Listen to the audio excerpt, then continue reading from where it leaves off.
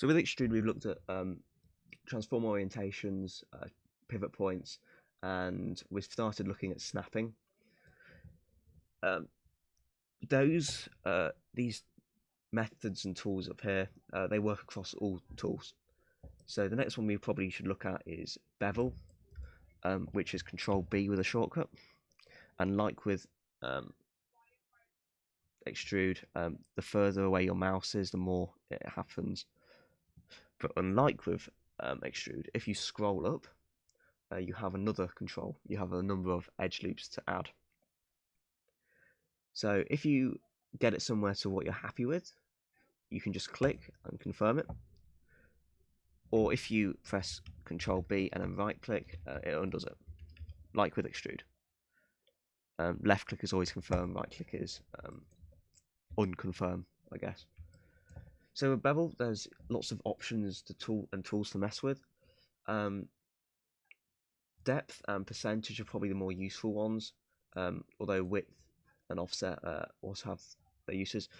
Generally, if you try one and it doesn't work very well, try another one. I'd use depth because it's a constant value. Sorry, width is that. Depth is a bit different. So width is always a constant value. So if you want it to be a constant bevel up, no matter what the shape, you use width. Other controls is vertex only. I've not found this a huge use, really. There's specific cases, but the useful one is clamp overlap, which means if you get to this point, you cannot bevel any further.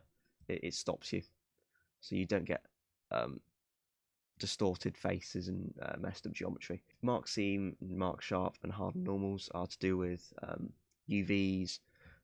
Sharp is like adding supporting edge loops without actually needing the geometry. If you're keeping working in Blender, you can use that, and subdivisions hold that.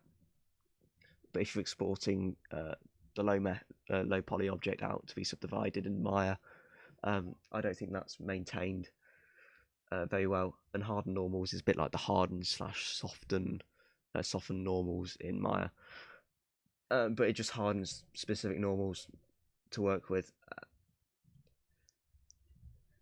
The other tools to use are segments.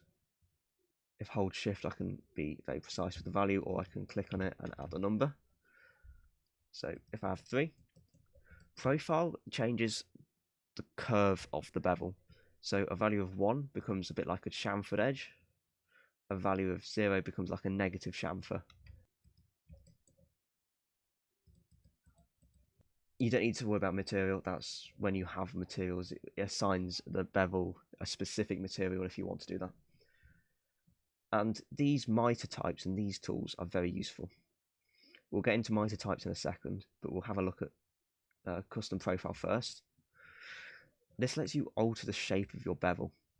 So I can change what the bevel looks like. I can increase the segments, and it holds the shape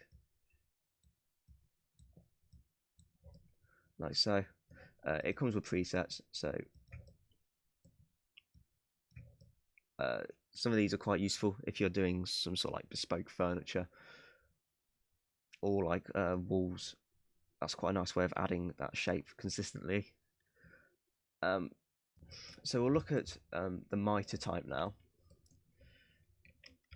So I'm extruding, scaling in, extruding in, and scaling a bit. So say I want to bevel this area here.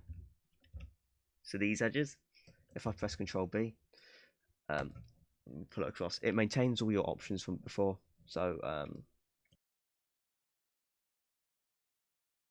and it looks pretty horrible, really, with the this polygon here, which you can't use that. That won't subdivide properly. And this is where miter type changes. So patch separates out this loop, so the more you have, the more separated it becomes, but you end up with an n-gon if you have an odd number. Arc will take your shape and follow it around, but again with odd numbers you'll still end up with a triangles or an n-gon somewhere. So generally, it's good to keep arc on and sharp as inner. The inner angle is a bit harder to use. You can see if I move this spread, you can have some sort of control over it. But I generally just leave it on sharp. The intersection type, cut off from grid fill. If grid fill isn't working, try cut off, but generally grid fill is the better option. Face strength mode isn't that useful, not at this beginning modeling in Blender stage. You can use this for complicated normals. You can assign specific normals with modifiers in Blender. You can change angles of normals. Normally just leave it on none and it's fine. And of course, after you've finished beveling, you'd have to go in and fix these, which leads us on to loop cuts.